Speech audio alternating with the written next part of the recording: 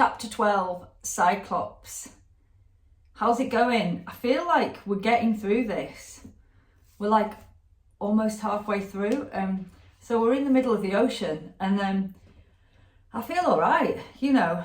I'm glad to be on this ship, and the more I read Ulysees, the more I realise why I loved it the first time. The problem is with these videos that I'm trying to do to kind of help us all keep afloat, really, and keep going with it, is there's just so much to say about stuff. Like, the chapters are so bloody long, and I'm sticking to 10 pages a night. You lot can go faster if you want, but I'm doing 10 pages solidly every night. And you know, when you've got a chapter that's like 40-50 pages long, what you thought, oh, I'll say this on the video, you know, at the beginning, by the time you get to the end, you've forgotten. So I'm going to try my best, because this was quite a long chapter, Cyclops. And there's two things I think that I'd want to say about what I liked about this chapter, or not liked, but want to know about this chapter. So one is like the style, the humour, and the themes. So the humour of Joyce, everyone goes on about the humour in Ulysees, and it's really apparent in this chapter. And I think basically Joyce is taking the piss. I'm not really going to go into plot, because that's all in the Sparks notes, but we see most of the main action takes place again in the pub, which again, Joyce has a brilliant cinematic way of bringing the pub to you. You know, who doesn't love, like, or who doesn't picture a dog when you think of, you know, being in the pub of an afternoon? And Joyce does that perfectly here. Let's see if I can find the bit with the dog. Let's see.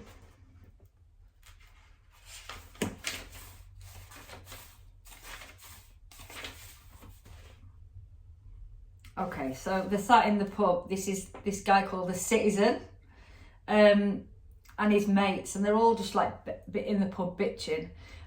Interestingly, all of the characters in Ulysees do get a bit confusing, and I realise that Sparks Notes do a really good character list. So I'm going to post that underneath the video, so that it's a full list of characters. So if you read it and you want to refer back to see who's who, that'll be there.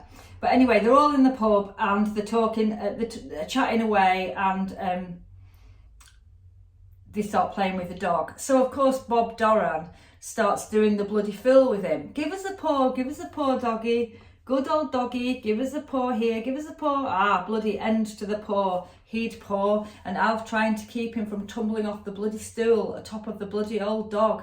And he talking all kinds of drivel about training by kindness and thoroughbred dog and intelligent dog, gives you the bloody pip. Then he starts scraping a few bits of old biscuit out on the bottom of a Jacob's tin he told Terry to bring. Glop. He golloped it down like old boots, and his tongue hanging out of him a yard long for more. Near ate the tin and all, hungry bloody mongrel. And that biscuit tin will show itself towards the end of the chapter, but it's just that you can just imagine it, you know, dogs in pubs. And I think Joyce has done a really a nice little scene there, which really brings kind of the environment to life. Anyway, one thing also that makes this chapter interesting is Joyce's humour and the way he lists things. Yeah, this is a chapter of lists. I don't know whether you'd come across it or it highlighted to you, but he lists things in such a comedic way that goes on and on and on. And it starts with about fish. He says, there rises a watchtower beheld of men afar. There sleep the mighty dead, as in life they slept, warriors and princes of high renown. A pleasant land it is, in sooth, of murmuring waters, fishful streams where sport the gunnard, the plaice, the roach, the halibut, the gibbed haddock, the grilse, the dab, the brill, the flounder, the mixed coarse fish generally, and other denizens of the aqueous kingdom, too numerous to be enumerated. So he starts off, right, literally within the second page with a big long list, and these lists do not stop. throughout this chapter. And the longer they are, they're just absolutely nonsensical, these lists, and they get hilarious. I mean, he does one with heifers in it, and roach, lowing, bleating, bellowing, grumbling, grunting, champing, chewing of sheep and pigs, and heavy-hoofed kine from the pasture lands of Rush and Lush and Carrick mines. Goes on and on and on. But the best, the funniest to me came when he was talking, right, about, because of course, in this chapter, if we're talking about big themes, there's a lot of Joyce questioning, you know, I guess Irish identity and Ireland and Irish culture and Irish traditionalism. And he's taking the piss and he's ridiculing it. And all these people, I guess, like the citizen in this chapter, who are very proud of Irish traditions and Ireland, he's just literally making a mockery by listing stuff. So I'm going to try and do this list because it's so ridiculous. I think I have to read it aloud. So here goes. He wore a long, unsleeved garment of recently flayed oxhide, reaching to the knees in a loose kilt, and this was bound about his middle by a girdle of plaited straw and rushes. Beneath this he wore trews of deerskin, roughly stitched with gut. His nether extremities were encased in high Balbriggan buskins dyed in lichen purple, the feet being shod with brogues of salted cowhide, laced with the windpipe of the same beast. From his girdle hung a row of sea stones, which dangled at every movement from his portentous frame, and on these were graven with rude yet striking art the tribal images of many Irish heroes and heroines of antiquity. Culluckin, Con of 100 battles, Niall of 9 hostages, Brian of Kincora, the Ardry Malachi, Art MacMurrough, Shane O'Neill, Father John Murphy, Owen Rowe, Patrick Sarsfield, Red Hugh O'Donnell, Red Jim McDermott, Soggarth Eoin O'Grony, Michael Dwyer, Francie Higgins, Henry Joy McCracken, Goliath, Horace Wheatley, Thomas Conneff, Peg Woffington, the village blacksmith, Captain Moonlight, Captain Boycott, Dante Alighieri, Christopher Columbus, S. Furzer, S. Brendan, Marshall McConan, Charlemagne. I don't think I can get to the end. I can't do it. It's so long and it's so funny. And then, you know, you get Cleopatra, Shakespeare. Dick Turpin comes along later on in this list of these Irish heroes and heroines. And it's just Joyce taking the piss, you know, out of the proudness, I guess, of some people that had for the Irish history and Irish culture. And he does it again with lists. And I just want to say, I loved these lists. That it was just made the chapter fucking ridiculous and hilarious for me. And it was one way that Joyce managed to take the piss and put his viewpoint across.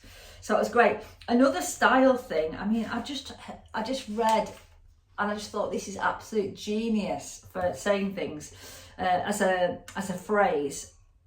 The phrase, he was talking about a farmer, and he said, "And by the farmer he never cried crack till he brought him home as drunk as a boiled owl." Like, that is definitely, I am definitely getting some boiled owl. I'm going to be channeling the spirit of boiled owls when I go on tour later this month. So I hope I see some owls out on tour too. Boiled, poached, fried, or otherwise. So yeah, that was my thing about style. I wanted to talk about the lists and the comedic value of those lists. And the second thing is more in a theme line, really, which is, for me in this chapter, it's massively anti-Semitic, and I think it's quite difficult to read, and I feel we really get to have the sense of Bloom as an outcast in society, you know. And he's born in Ireland, he's Irish, he says he's Jewish, but you know, he's Irish, but he but he's still not accepted, and they won't accept him, and they always see him as other. And I was looking for this like line. If anyone finds it, please quote it below the video, of when he comes in and the citizen like basically coughs up and phlegm into the corner of the room when Bloom enters the pub, and it's kind of just like that, the otherness of Bloom. And it's a bit like, it echoes back to when they were all in the carriage, you know, and they were kind of having a go at Bloom and saying that he wasn't good enough for Molly. We kind of see that here as well, and the citizen has a go at his viewpoints, you know, and he says, oh, you're not really Irish, you know, you're a Jew, and it's pretty uncomfortable reading. Yeah, I think, but what Joyce does by putting these views forward through the viewpoint of the citizen, he then, as the author of the book, gets the chance to ridicule the citizen and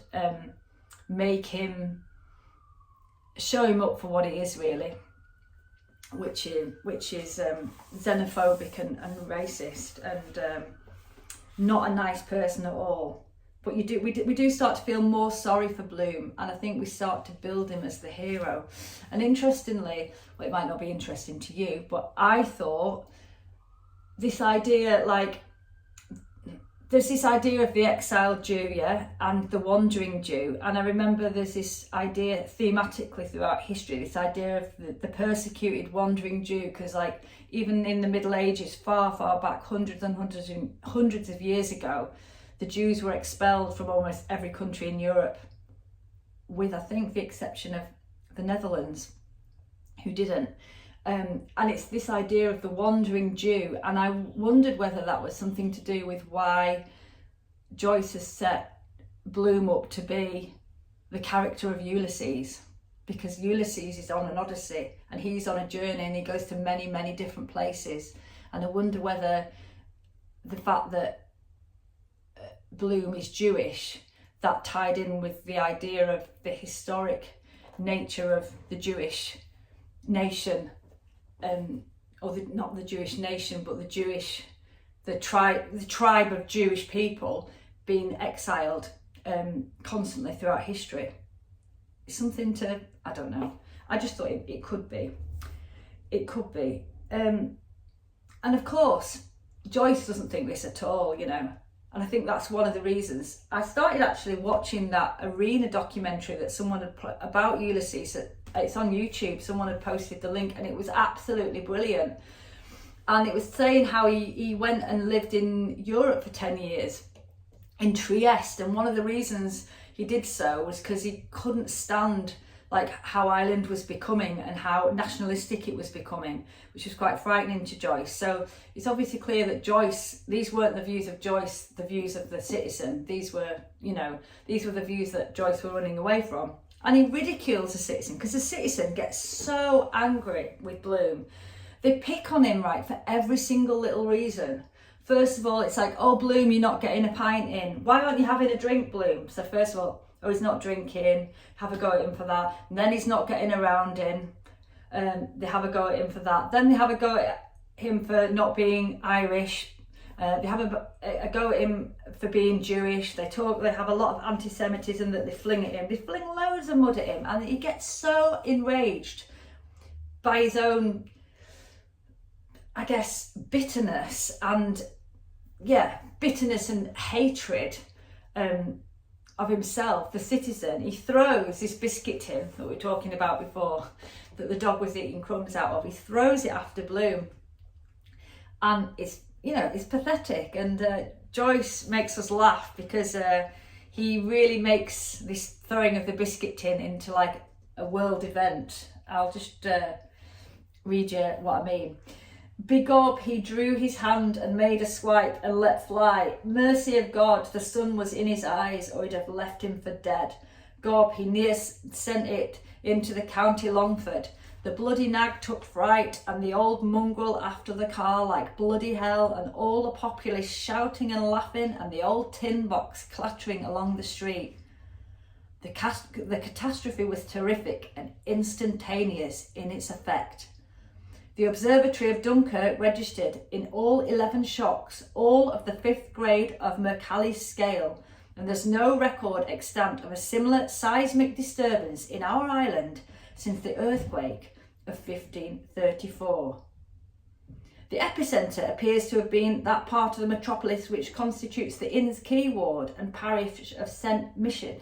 So basically it almost goes on like a world news report that this bloody biscuit tin has been thrown, and it's had such a massive impact that, you know, people have died, and an article of headgear since ascertained to belong to the much respected clerk of the Crown and Peace, Mr. George Fotwell, and a silk umbrella with a gold handle with the engraved initials, coat of arms and house number of the erudite and worshipful chairman of quarter sessions, Sir Frederick Falconer, Recorder of Dublin, have been discovered by search parties in remote parts of the island. So he's just taking the piss, is Joyce. He's taking the piss out of these petty little events that take part in Dublin.